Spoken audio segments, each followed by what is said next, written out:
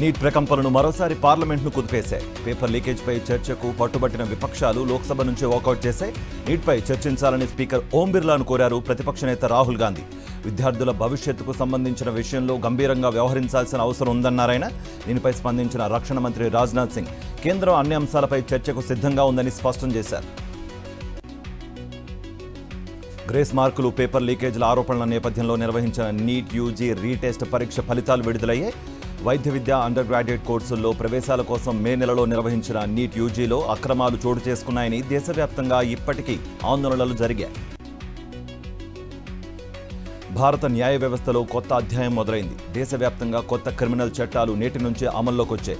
అర్ధరాత్రి 12 తర్వాత నుంచి ఏ ఘటన జరిగినా కొత్త చట్టాల ప్రకారం కేసులు నమోదవుతున్నాయి.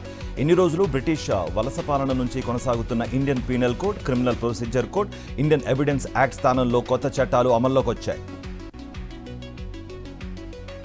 దేశంలో కొత్త న్యాయ చట్టాలు అమలైన తర్వాత తొలి కేసు దేశ రాజధాని ఢిల్లీలోనే నమోదైంది. న్యూఢిల్లీ రైల్వే స్టేషన్ సమీపంలోని ఓ చిరు వ్యాపారి మీద గత అర్ధరాత్రి ఎఫ్ఐఆర్ నమోదైంది.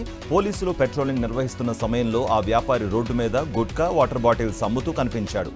భారత న్యాయ సంహిత క్రిమినల్ కోడ్లోని సెక్షన్ 285 ప్రకారం అతనిపై కేసు నమోదు చేశారు పోలీసులు. వాలంటీర్ వ్యవస్థను ముట్టుకోమన్నారు. పైగా అధికారంలోకి వచ్చాక వాళ్లకు 10,000 రూపాయలకు జీతం పెంచుతామన్నారు. అధికారం చేపట్టాక నెల తిరక్కముందే ఆ హామీని తొంగలోకి తొక్కేశారు సీఎం చంద్రబాబు. పెన్షన్ల పంపిణీకి వాలంటీర్లను పూర్తిగా దూరం చేసేశారు. పైగా ప్రభుత్వ కార్యక్రమాన్ని పసుపు మయంగా మార్చేసుకున్నారు. వైఎస్ఆర్సీపీ ఎంపీ విజయసాయిరెడ్డి జన్మదినం సందర్భంగా రాజ్యసభలో చైర్మన్ జగదీప్ ధన్కడ్ జన్మదిన శుభాకాంక్షలు తెలియజేశారు. రెండోసారి ఎంపీగా ఎన్నికైన రాజ్యసభలో వైఎస్ఆర్సీపీ పక్ష నేతగా ఉన్నారని, ఆయన అపార జ్ఞానం, అనుభవం చట్టాల రూపకల్పనకు ఎంతో ఉపయోగపడుతుందని చైర్మన్ అభిప్రాయపడ్డారు. స్టాండింగ్ కమిటీ చైర్మన్గా విశేష సేవలు అందించారని అన్నారు. ఆయన సంతోషకరమైన జీవితం గడపాలని కోరుకుంటూ రాజ్యసభ తరపున జన్మదిన శుభాకాంక్షలు తెలియజేశారు. ఉండ్లవల్లిలో సీఎం చంద్రబాబు నివాసం వద్ద ట్రైబల్ వెల్ఫేర్ గురుకులాల అవుట్సోర్సింగ్ టీచర్ల ఆందోళన చేపట్టారు. మెగా డిఎస్సి నుంచి గురుకులాల 1,143 పోస్టులు మినహాయించాలని డిమాండ్ చేశారు. గత 15 ఏళ్లుగా అవుట్సోర్సింగ్ విధానంలో గురుకులాల్లో పనిచేస్తున్నామన్న టీచర్లు మెగా డిఎస్సిలో 1,143 పోస్టులు భర్తీ చేస్తే తమ కుటుంబాలు రోడ్డున పడతాయని ఆందోళన వ్యక్తం చేశారు. మాజీ సీఎం కేసీఆర్కు హైకోర్టులో ఎదురుదెబ్బ తగిలింది. కేసీఆర్ రిట్ పిటిషన్ను హైకోర్టు కొట్టివేసింది. జస్టిస్ నరసింహారెడ్డి కమిషన్ రద్దు చేయాలని పిటిషన్ చేయగా దానికి అర్హత లేదని కేసీఆర్ రిట్ పిటిషన్ను కొట్టివేసింది. ఢిల్లీ లిక్కర్ స్కామ్ కేసులో అరెస్ట్ అయిన బీఆర్ఎస్ ఎమ్మెల్సీ కవిత బెయిల్ పిటిషన్పై ఈ రోజు తీర్పు రానుంది.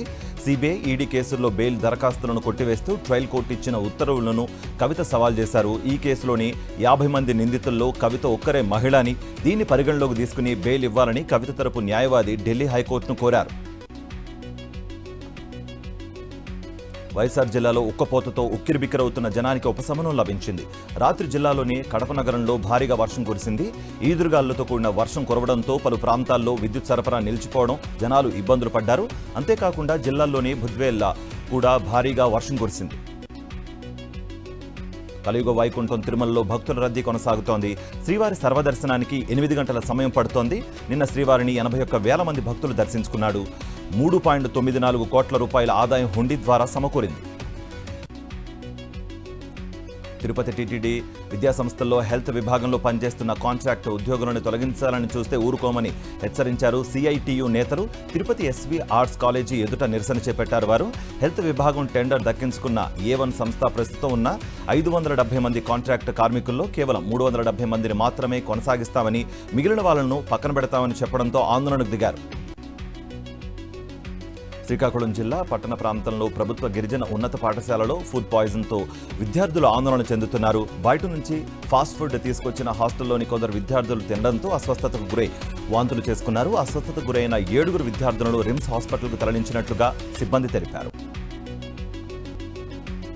ఇండియన్ ఆర్మీలో విధులు నిర్వర్తిస్తున్న ఏపీకి చెందిన సైనికుడు ప్రాణాలు కోల్పోయాడు. మృతుడు ఏపీలోని కృష్ణా జిల్లా చెవెండ్ర గ్రామానికి చెందిన నాగరాజుగా గుర్తించారు. ఇవాళ మధ్యాహ్నం గన్నవరం ఎయిర్పోర్ట్కు నాగరాజు మృతదేహం చేరుకోనుంది.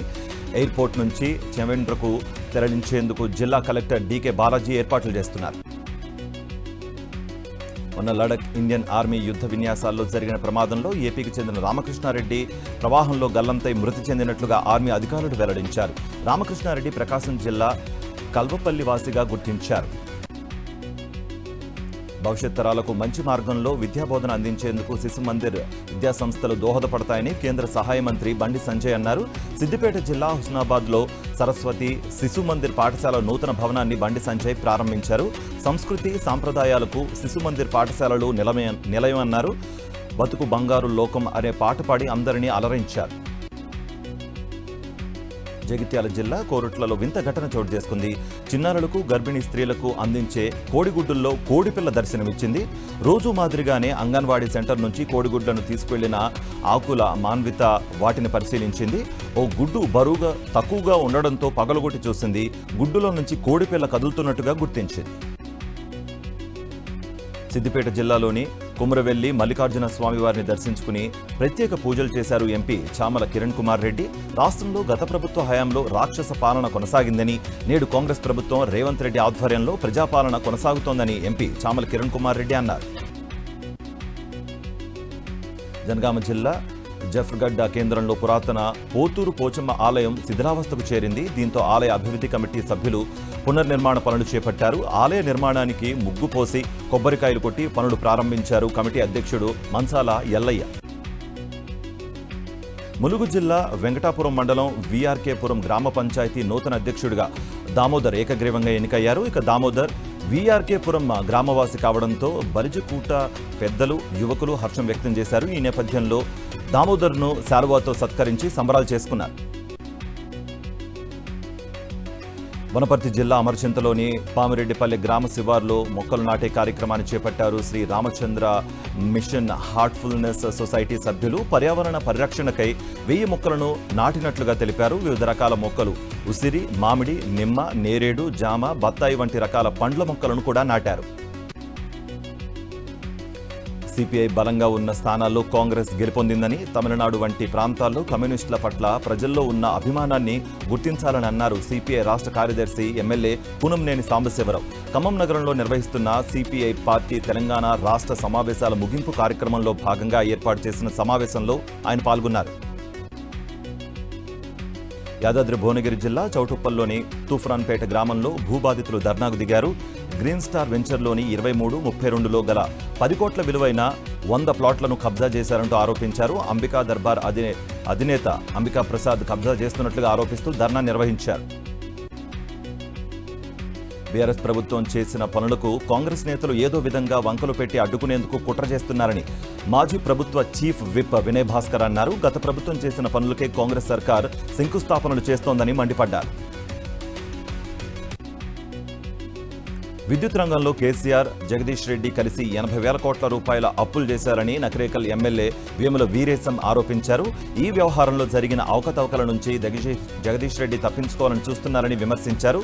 జ్యుడిషియల్ కమిటీ ముందు ఎందుకు హాజరు కావడం లేదని ప్రశ్నించారు. మహబూబాబాద్లోని మెడికల్ కళాశాల 2వ అంతస్తులో సీలింగ్ ఫ్యాన్ ఎప్పుడు ఊడిపడుతుందోనని విద్యార్థుల ఆందోళన వ్యక్తం చేస్తున్నారు. గత ప్రభుత్వ హయాంలో మెడికల్ కళాశాల నిర్మాణాన్ని చేపట్టారు. హడావిడిగా నిర్మాణ పనులు చేయడం వలన పనులలో నాణ్యత లేమి కారణంగా సీలింగ్ ఊడిపోతూ ఉంది. ఎప్పుడు ఏ ప్రమాదం జరుగుతుందోనని విద్యార్థులు భయాందోళనకు గురవుతున్నారు. తెలంగాణలోని కాంగ్రెస్ ప్రభుత్వాన్ని మాజీ మంత్రి కేటీఆర్ విమర్శించారు. ప్రభుత్వం ఏర్పాటై 7 నెలలైనా ఒక్క ఉద్యోగ నోటిఫికేషన్ విడుదల చేయలేదంటూ ఎక్స్ వేదికగా విమర్శించారు. ప్రభుత్వంలోకి రాకముందే చేసిన 10 వాగ్దానాలు, వాటి తేదీలను మర్చిపోయారంటూ రాహుల్ గాంధీని ప్రశ్నించారు ఆయన. వర్షాలు సకాలంలో కురిసి పంటలు బాగా పడాలని ఖమ్మం జిల్లా చెర్లలో ముత్యాలమ్మ అమ్మవారికి ప్రత్యేక పూజలు నిర్వహించారు. 4 రోజుల పాటు నయకపోడు తెగలకు చెందిన ప్రజలు జాతర ఉత్సవాలు ఘనంగా నిర్వహించారు. సోమల దేవమ్మ, ధర్మరాజు, కచ్చరాజులకు ప్రత్యేక పూజలు నిర్వహించారు. పలువురు భక్తులు పూనకాలతో ఊగిపోయారు.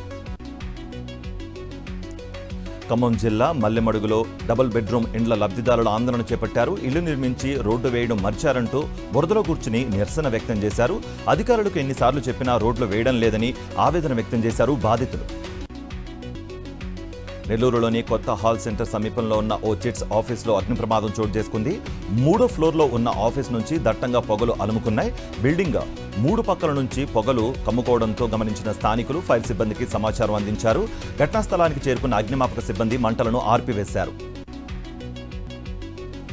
మంచిర్యాల జిల్లాలో రోజు రోజుకు దొంగలు పేటరేగిపోతున్నారు. తాళం వేసి ఉన్న ఇళ్లలో దొంగతనాలకు పాల్పడుతున్నారు. సూర్యానగర్ రోడ్డు నెంబర్ 8లో ఉన్న విశ్రాంత ఉద్యోగి ఇంట్లో 2 దుండగులు చోరీకి యత్నించారు. ఇంటికి వేసి ఉన్న తాళం పగలగొట్టేందుకు యత్నించారు. ఊరు నుంచి ఇంటికి వచ్చిన యజమాని వస్తువులు చిందరవందరగా పడి ఉండడంతో అనుమానంతో సీసీ కెమెరాలను పరీక్షించారు. ఈ నేపథ్యంలో పోలీసులు సమాచారం ఇచ్చారు. విశాఖ గాజువాక చైతన్యనగర్లో గంజాయి కలకలం రేపింది. అర్ధరాత్రి పోలీసులు దాడులు నిర్వహించి 7గురిని అరెస్ట్ చేయగా 2 పరారయ్యారు. 10 కేజీల గంజాయిని స్వాధీనం చేసుకున్నారు. చుట్టూ కాలేజీల మధ్యలో గంజాయి వినియోగం, అమ్మకంతో స్థానికులు ఆందోళన వ్యక్తం చేస్తున్నారు. పుష్ప సినిమా తరహాలో పనసకాయల చాటున బొలెరో వాహనంలో గంజాయిని తరలిస్తున్న ముఠాను హైదరాబాద్ షామీర్పేట్ పోలీసులు పట్టుకున్నారు. రాజమండ్రి నుండి కరీంనగర్ వైపు పనసపళ్ల లోడుతో వెళుతున్న బొలెరో వాహనంలో పోలీసులు తనిఖీలు నిర్వహించారు. గుట్టుగా గంజాయిని తరలిస్తున్నట్లుగా గుర్తించి సీజ్ చేశారు. 4గురిని అరెస్ట్ చేశారు. హైదరాబాద్ నగరంలోని పలు పబ్బుల్లో పోలీసులు ఆకస్మిక తనిఖీలు నిర్వహించారు. జూబ్లీహిల్స్లోని ల్యూజియం క్లబ్లో స్నిఫర్ డాగ్స్తో తనిఖీలు చేపట్టారు. డ్రగ్స్ను పట్టుకునేందుకు స్నిఫర్ డాగ్స్ను తీసుకురావడంతో సోదాలు హాట్ టాపిక్ అయ్యాయి. డ్రగ్స్ సరఫరాను నిరోధించేందుకు పోలీసులు స్పెషల్ ఆపరేషన్ నిర్వహిస్తున్నారు.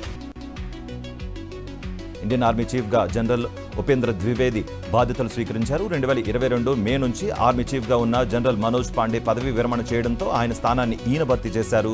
జనరల్ ఉపేంద్ర ద్వివేది దీనికి ముందు ఆర్మీ స్టాఫ్ వైస్ చీఫ్గా ఉన్నారు. పరమ విశిష్ట సేవా పథకం, అతి విశిష్ట సేవా పథకం, 3 general officer commanding in charge commendation కార్డులను ఆయన అందుకున్నారు. నైజీరియాలో వరుస బాంబు పేలుళ్లు కలకలం రేపాయి. నైజీరియాలోని ఈశాన్య బోర్నో రాష్ట్రంలో జరిగిన బాంబు పేలుళ్లలో 18 మంది మృతి చెందగా మరో 48 మంది గాయపడ్డారు. ముందు ఒక వివాహ వేడుకల్లో మొదటి పేలుడు సంభవించింది. ఆ తర్వాత గ్వాజా జనరల్ ఆసుపత్రిలో మరొక బాంబు పేలగా అంత్యక్రియల వద్ద 3వ పేలుడు సంభవించింది. ప్రభాస్ కథానాయకుడిగా నాగశ్విన్ దర్శకత్వంలో తెరకెక్కిన బ్లాక్ బస్టర్ పాన్ ఇండియా చిత్రం కల్కి 2898 AD బాక్సాఫీస్ వద్ద ప్రభంజనం సృష్టిస్తోంది. పురాణాలను సైన్స్ను ముడిపెడుతూ తీసిన ఈ చిత్రం ప్రపంచవ్యాప్తంగా 500 కోట్లు వసూలు చేసింది. ఈ మేరకు చిత్ర నిర్మాణ సంస్థ వైజయంతి మూవీస్ ఎక్స్ వేదికగా పోస్ట్ చేసింది.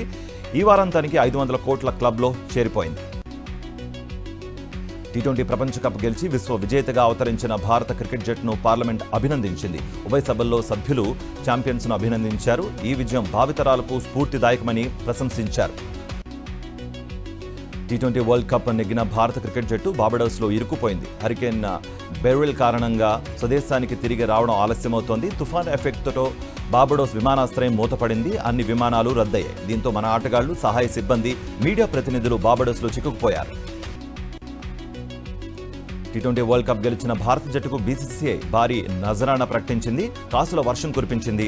టీమిండియాకు 125 కోట్ల ప్రైజ్ మనీ ప్రకటించింది. ఈ విషయాన్ని బీసీసీఐ కార్యదర్శి జైషా వెల్లడించారు.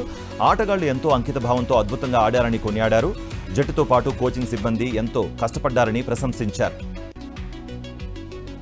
వాయువ్య బంగాళాఖాతంలో ఆవర్తనం కొనసాగుతోంది. ఫలితంగా తెలుగు రాష్ట్రాల్లో వర్షాలు నమోదయ్యే అవకాశం ఉందని వాతావరణ శాఖ ప్రకటించింది. తెలుగు రాష్ట్రాల్లో జూలై 4 తర్వాత భారీ వర్షాలు పడే అవకాశం ఉందని అధికారులు వెల్లడించారు. ఉత్తరాది రాష్ట్రాలను వర్షాలు ముంచెత్తుతున్నాయి. ఢిల్లీని వానలు అతలాకుతలం చేశాయి. అటు ఈశాన్య రాష్ట్రాల్లో వరదలు పోటెత్తుతున్నాయి. మరో 4 రోజులు వర్షాలు కురుస్తాయని ఐఎండీ ప్రకటించింది.